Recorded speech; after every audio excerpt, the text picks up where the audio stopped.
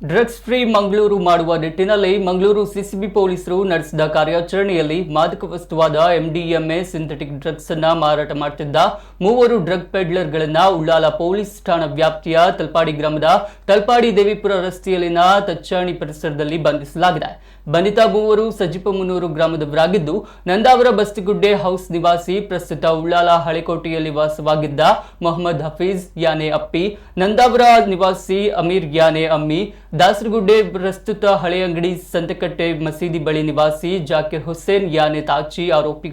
ಆರೋಪಿಗಳಿಂದ ಒಟ್ಟು 200 ಗ್ರಾಂ ತೂಕದ 10 ಲಕ್ಷ ರೂಪಾಯಿ ಮೌಲ್ಯದ ಎಂಡಿಎಂಎ ಮಾದಕ ವಸ್ತು, ಮಾರುತಿ ಸ್ವಿಫ್ಟ್ ಕಾರು,